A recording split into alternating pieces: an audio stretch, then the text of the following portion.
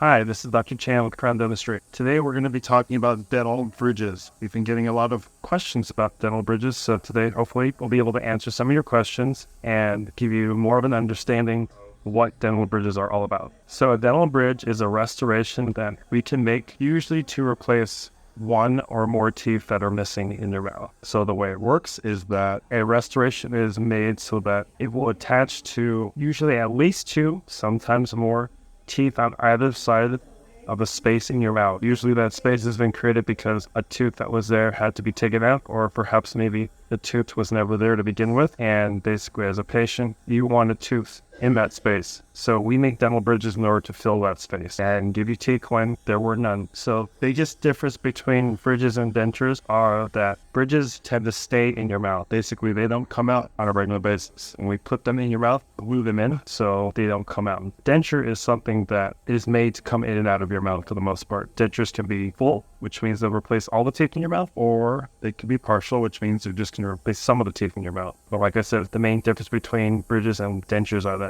bridges stay in your mouth all the time when dentures don't. One of the best pros of a dental bridge is that it allows you to have teeth when you didn't have teeth before. Say you have a big gap either in the front of your mouth or towards the back or on the side. A dental bridge can give you your teeth back so that you can have your smile back, so that you can chew food, eat just like you always did. One of the major cons about dental bridges is that sometimes it's hard to clean because now a couple of teeth are being connected together. It's all one piece. It's all one restoration, so you can't floss in between those teeth anymore. You have to floss either over or under that bridge. There are ways to do this, of course. You can either use a floss threader or use a water floss or a water pick to clean underneath, but that is potentially a con. It's a little bit harder to clean. It can be done, just requires a little bit more effort. One of the main differences in the different kinds of dental bridges that we make is the material.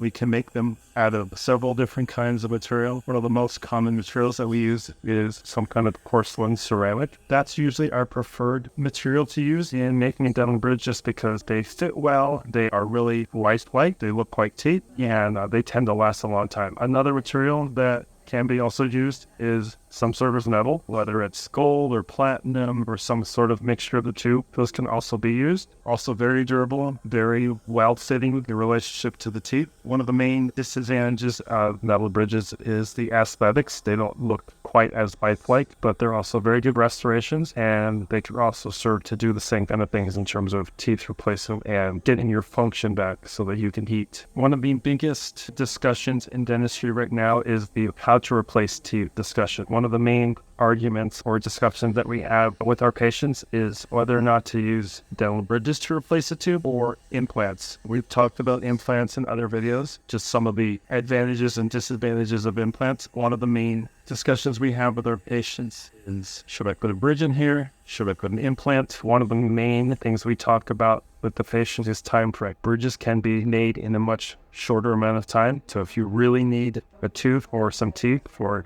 an event, or perhaps you're going away for some time, dental bridges might be better for you.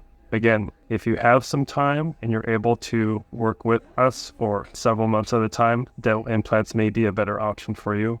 Again, one of the major pros of having implants placed is that it's much easier to clean them. So again, this is a really important discussion that we have with our patients. It's also very detailed, so it's definitely a conversation worth having. So earlier I talked about how bridges are fixed in the mouth. They don't come out. Once we place them in, they're pretty much in there unless they are cut off or removed. Hopefully never, but that can happen. They're technically called removable dental bridges. I actually like to think of them as more of one or two tooth partial dentures. They're basically restorations that clip onto your existing teeth, and they'll have false tooth in the middle. So those are technically removable dental bridges. Like I said, I don't really see them as dental bridges. I see them more as really, really short and small partial dentures. But again, that potentially can be an option if you as a patient want that. It's a little bit more cost effective. The main disadvantages of removable dental bridges are they are small, sometimes easy to lose, and also it's just something that comes in and out of the mouth, which can be a little bit annoying and troublesome for some patients.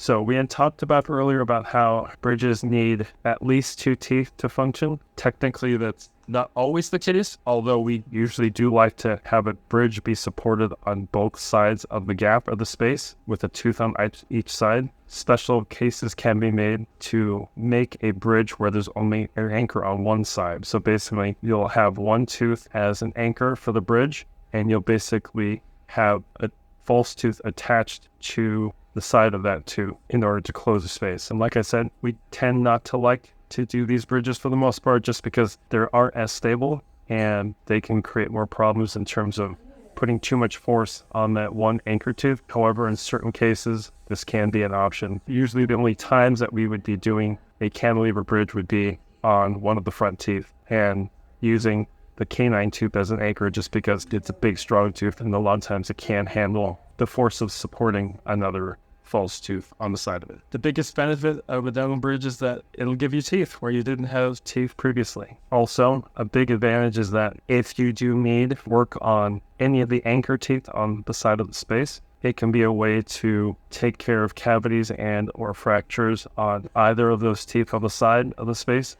Also, provide a way to fill that space great too. So those are some of the major advantages of using dental bridge. We've been talking about how dental bridges can help stabilize teeth. Sometimes after a patient has gum disease, their teeth can be not as stable just because they've lost some supporting bone around the teeth that previously had the gum disease. Sometimes dental bridges can be used to splint teeth together, basically connecting them, and that can potentially stabilize the teeth in the long term. However, it does need to be noted that if a dental bridge is used in an area where there was previously gum disease, keeping up with oral hygiene and just maintaining as close to possible an immaculate, just bacteria and infection-free environment, that's really important just because if there was previously gum disease in an area, the chance of gum disease returning is higher than if the disease was never there in the first place. So like most restorations in the mouth, before we work on any of our patients, I will locally anesthetize the area before we start working on a tooth. The same thing is true for dental bridges. We'll basically put those teeth and the gums around them to sleep before we start working, and usually that's enough to make our patients comfortable.